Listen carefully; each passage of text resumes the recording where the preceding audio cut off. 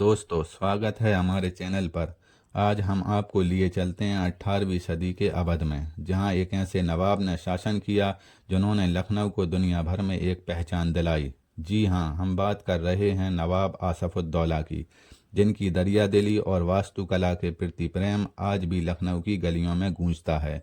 यह कहानी है शान व शौकत और उदारता की। तो बने रहिए हमारे साथ इस कहानी के अंत तक। नवाब आसफुद्दौला का जन्म 23 सितंबर 1748 को फैजाबाद में हुआ था। वे अवध के तीसरे नवाब शुजाउद्दौला और उनकी पत्नी बाहू बेगम के सबसे बड़े बेटे थे। उनकी दादी नवाब बेगम एक प्रभावशाली महिला थीं, जिन्होंने अवध की राजनीति में महत्वपूर्ण भूमिका निभाई। बचपन से ही आसफुद्दौला को नवाबी ठाट बाट की शिक्षा दी गई। उनके गुरु शरफुद्दौला ने उन्हें प्रशासन, कूटनीति और युद्ध कला सिखाई। 1775 में अपने पिता के निधन के बाद 26 साल की उम्र में वे अवध के नवाब बने, लेकिन सत्ता हासिल करना आसान नहीं था। उनके छोटे भाई शहादत अली खान ने उनके खिलाफ बगावत की कोशिश की। ब्रिटिश ईस्ट इंडिया कंपनी की मदद से इस विद्रोह को दबा दिया गया, लेकिन इससे आसफुद्दौला और ब्रिटिशों के बीच रिश्ते खराब हो गए। आसफुद्दौला ने 1775 में अवध की राजधानी फैजाबाद से लखनऊ स्थानांतरित की। यह फैसला लखनऊ के सुनहरे युग की शुरुआत थी। उन्होंने लखनऊ को एक सांस्कृतिक और स्थापत्य केंद्र बनाने का सपना देखा। उनके शासनकाल में बड़ा इमाम बाड़ा, रूमी दरवाजा, दौलत खाना, बीबियापुर कोठी और चुनहट कोठी जैसी शानदार इमारतें बनी। बड़ा इमाम बाड़ा उनकी सबसे बड़ी देन है। इसे मशहूर वास्तुकार किफ़ायतुल्लाह ने डिजाइन किया था। इस इमाम बाड़े में भूल भुलैया और एक अनोखी ध्वनि प्रणाली है, जहां एक कोने में जली माचिस की आवाज़ भी दूसरे कोने में सुनाई देती है।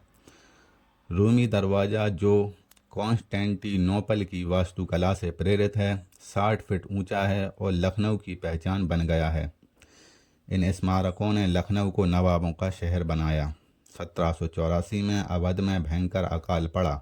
लोग भूख से मर रहे थे और नवाब आसफुद्दौला ने अपनी उदारता दिखाते हुए उन्होंने इमाम बाड़े का निर्माण शुरू करवाया, ताकि हजारों लोगों को रोजगार मिले।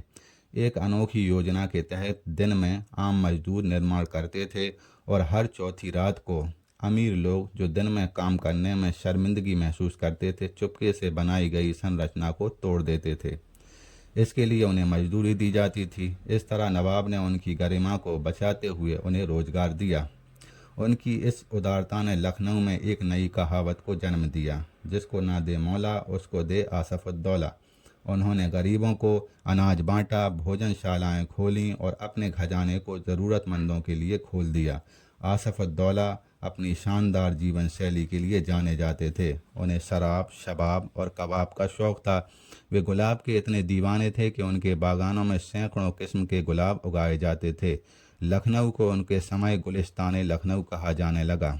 वे शिकार के शौकीन थे और अपने दरबार में कवियों, संगीतकारों और विद्वानों को आमंत्रित करते थे। उनके दरबार में जनरल क्लॉड मार्टिन जैसे यूरोपियन लोग भी शामिल थे, जिन्होंने कॉन्स्टेंटिया, जो आज के समय में ला मार्टिनियर स्कूल जैसी इमारत बनवाई। आसफुद्दौला ने इसे खरीदने की योजना बनाई, लेकिन उनके निधन के कारण यह सौदा अधूरा रह गया। उनके शासनकाल में लखनऊ में कविता, संगीत और की महफिलें आयोजित की जाती थीं, जिसने अवधी संस्कृति को नई ऊंचाइयां दी। आसफुद्दौला का शासनकाल चुनौतियों से भरा था। उनकी मां बाहू बेगम और दादी नवाब बेगम के साथ उनका रिश्ता तनावपूर्ण रहा। उनके पिता ने खजाने में लगभग 2 मिलियन पाउंड छोड़े थे, जिस पर बाहू बेगम का नियंत्रण था। आसफुद्दौला ने इस खजाने की मांग की, लेकिन उनकी मां ने इसे देने से इनकार कर दिया, जिससे तनाव और बढ़ा। ब्रिटिश ईस्ट इंडिया कंपनी के साथ भी उनके संबंध ठीक नहीं थे। कंपनी ने उनसे कर्ज और सैन्य समर्थन की मांग की, जिससे अवध की स्वायत्तता को प्रभावित किया।